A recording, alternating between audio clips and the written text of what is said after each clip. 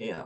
What I was saying is that if we were coaching, I will get into, did it happen before? When was the first time that it happened in your life? And, like I will kind of dig into where is it coming from and who's related to.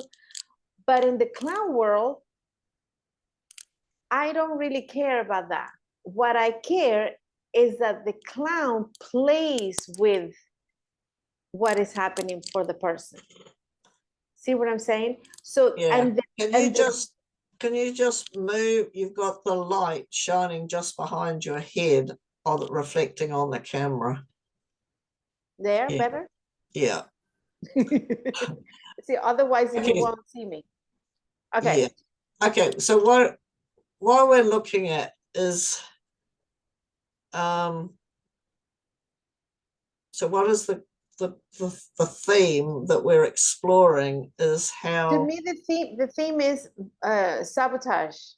how we sabotage our bright ideas Exactly. and of what would be wonderful to do. Then we find Exactly. It's ways. like sabotaging the life that we want, basically.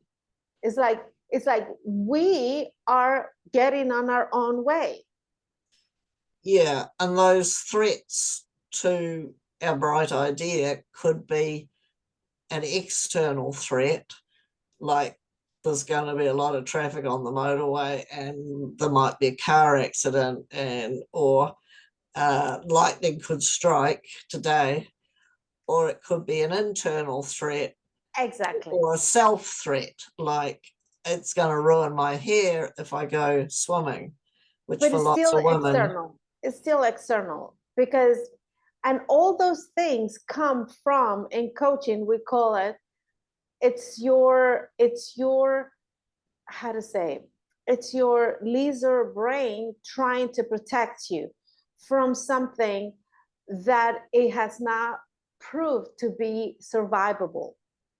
Because usually these bright ideas are something new. There's something it's the human, which we call it the in the prefrontal cortex. We have all these ideas.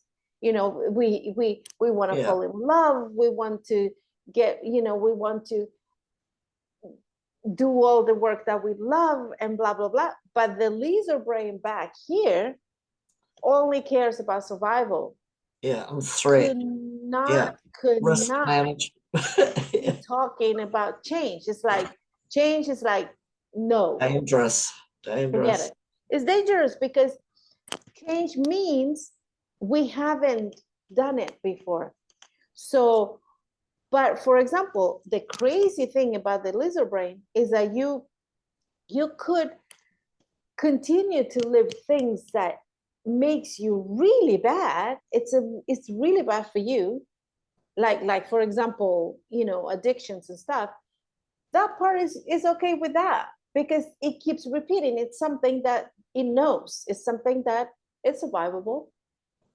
But something that could actually be good for you, it's new, so then no. So again, in coaching, there are ways where you could start.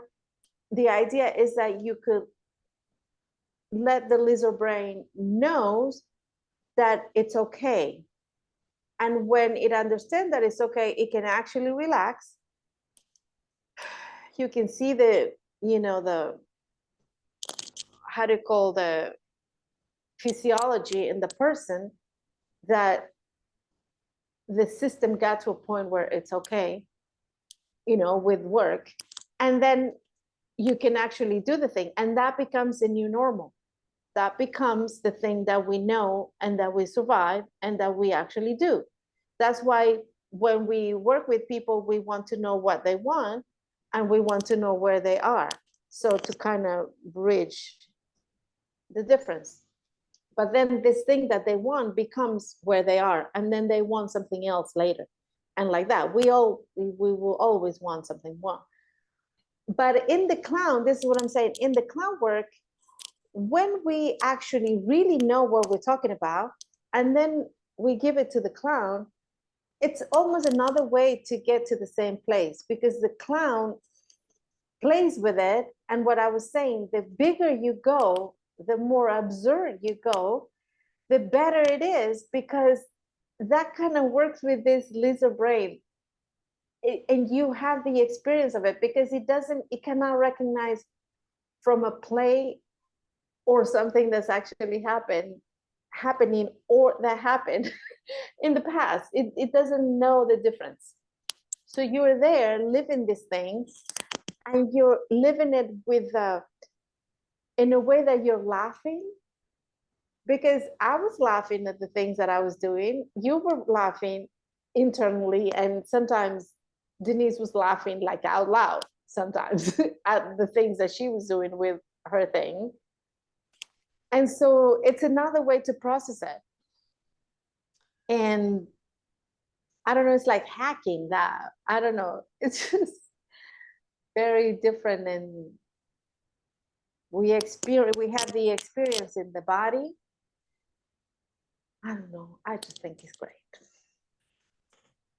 I like your metaphor of that it's like hacking into the brain, that by clowning, what we're doing is we're clowning around a real human fear of doing something different with our lives, or in our interpersonal relationships, or in whatever, building a rocket. And so because it's new and it's different, it is scary. It's exciting, but it's also scary.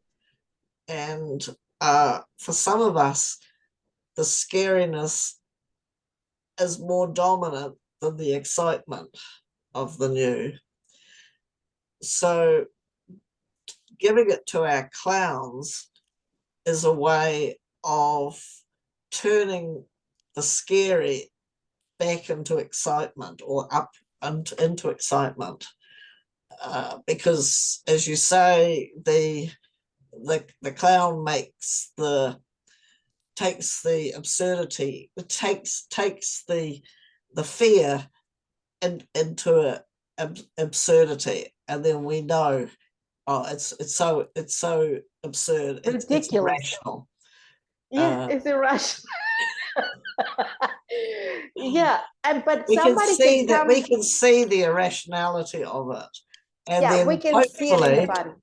Hopefully the body and the person lets go of that it enables the person to take the anxiety back into excitement, and so take the next step in the life. And that could be whether you're the audience or you're the person doing the clowning. So Yeah. from that's why clowning is a therapeutic activity. I think so. Okay, so now we're going to show some examples of the absurdity of our anxieties about anxiety about newness and trying to do things differently, whether it's setting up a new routine like doing exercise, or saying hello to the person next door, who could be the mafia or a drug lord, but who actually turns out to be someone that you really get on well with, and maybe they don't do drugs at all, or whatever it is that in your absurdity you've conjured a picture. So okay, let's look at some videos. Let's look. And I wanted to say one more thing, that sometimes people tell you, oh, just get over, oh, just do it. Just get over it. Yeah, and why that doesn't work? That never works. Somebody from the outside goes, oh, come on, this is silly fear. You just go ahead and do it. But because we don't have the experience, and in this case, the clown allows you to have the experience in your own body of the absurdity, as you're saying. Right. So it of takes this you thing. through the absurdity rather Exactly. than just ignoring it and Exactly. getting over it. Yeah. Okay. Takes you So this through it. is the journey through anxiety to discover the absurdity of that anxiety. Yeah, and then you laugh, and then other people get to laugh. It's just True. amazing. I mean, And of course, if you're not doing it in clown, you might get terribly mortified if someone laughs at the absurdity of your it's even worse. anxiety, your everyday anxiety, and there people are laughing at you. Oh no, can't It have that. makes it worse. That you will never get out of it. No, you'll go and find new friends. And then you find you got no friends. Yeah, and then you don't want to even like poke your head out of the window or forget about it. No, especially when it's pouring with rain like today.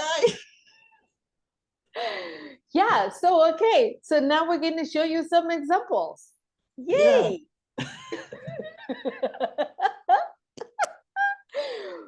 Fantastic. Yeah. Well, Okay.